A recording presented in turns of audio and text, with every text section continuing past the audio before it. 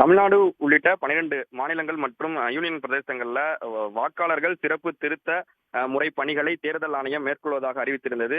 இந்நிலையில் தான் தமிழ்நாட்டில் இந்த பணிகளை மேற்கொள்ள திமுக உள்ளிட்ட அதன் கூட்டணி கட்சிகளும் எதிர்ப்பு தெரிவித்து தமிழ்நாடு முதலமைச்சர் தலைமையில ஒரு அனைத்து கட்சி கூட்டத்தை கூட்டினாங்க. இந்த கூட்டத்தில் கலந்து கொண்ட பல்வேறு கட்சிகளும் இந்த வாக்காளர்கள் சிறப்பு திருத்த முறைக்கு எதிராக தங்களது கண்டனத்தை தங்களோட கருத்தை பதிவு செஞ்சிருந்தாங்க.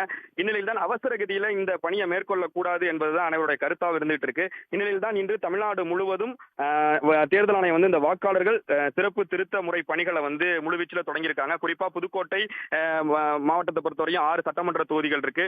ஏறக்குறைய ஒரு 13 லட்சம் வாக்காளர்கள்ட்ட இருக்காங்க. இந்நிலையில் தான் இந்த பணியானது இன்று முழுவீச்சில் தொடங்கப்பட்டிருக்கு. குறிப்பா புதுக்கோட்டை மாநகராட்சிக்கு உட்பட்ட பகுதிகளில் மாநகராட்சி ஊழியர்கள் சுமார் 150க்கும் மேற்பட்டோர் ஒவ்வொரு வீடுகளுக்கு சென்று அந்த படிவத்தை வழங்குறாங்க. அதாவது தேர்தல் ஆணையத்தால் வழங்கப்பட்ட ஏற்கனவே வாக்காளர் பட்டியலில் இடம்பெற்றுள்ள வாக்காளர்களுக்கு ஒவ்வொரு வீடுகளுக்காக சென்று அந்த வாக்காளர் படிவத்தை விநியோகம் செய்யறாங்க.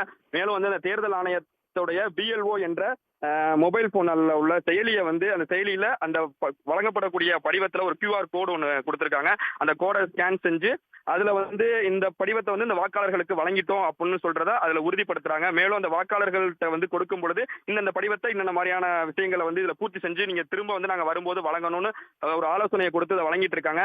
இந்த படிவத்தை பெறும் வாக்காளர்கள் பல்வேறு கேள்விகளை முன்வைக்கிறாங்க. ஏற்கனவே இந்த பீகார் உள்ளிட்ட மாநிலங்கள்ல லட்சக்கணக்கான வாக்காளர்கள் இந்த முறையை திருத்த முறையை செய்யும் பொழுது நீக்கப்பட்டாங்க. அது போல எங்க பெயர்களும் நீக்கப்படுவதற்கான ஒரு வாய்ப்பு இருக்கா அப்படின்னு அவங்களுடைய சந்தேகத்தை கேட்ட பிறகு அந்த படிவத்தை பெறக்கூடியதை நம்மால் பார்க்க முடிகிறது. அந்த படிவம் கொடுக்கப்பட்டு குறிப்பிட்ட நாட்களுக்கு பிறகு நாங்கள் மீண்டும் வருவோம், அந்த படிவத்தை நீங்க பூர்த்தி செய்து எங்களுக்கு வழங்க வேண்டும் அப்படின்னு அந்த மாநகராட்சி ஊழியர்கள் ஒவ்வொரு வீடுகளுக்காக சென்று கூறி வராங்க. அதே போல இந்த பணி 1 மாத காலம் நடைபெறுவதாக தெரிவிக்கிறாங்க. ஏன்னா புதுக்கோட்டையை பொறுத்த வரைக்கும் 13 லட்சத்துக்கும் மேற்பட்ட வாக்காளர் இருக்காங்க. இந்த 1 மாத காலம் என்பது இங்க இருக்கக்கூடிய பணியாளர்களுக்கு அது போதுமானதாக இருக்காது. ஏன்னா சட்டமன்ற தேர்தல் இன்னும் 6 மாத காலத்திற்குள்ள தமிழ்நாட்டில் வரப்போகுது. இதுக்கு இந்த 1 மாத காலம் போதுமானதா இருக்காது. தேர்தலுக்கு பிறகுதான் இந்த முறையை மேற்கொள்ளுங்கிறதா பல்வேறு கட்சிகளுடைய கோரிக்கையாக இருந்து வருகிறது. திமுக கட்சியினர் கூட இது குறித்து நீதிமன்றத்திலே வழக்கு தொடர உள்ள நிலையில இது போன்ற இந்த பணிகள் தேர்தல் ஆணையம் இன்று தொடங்கியிருக்கு.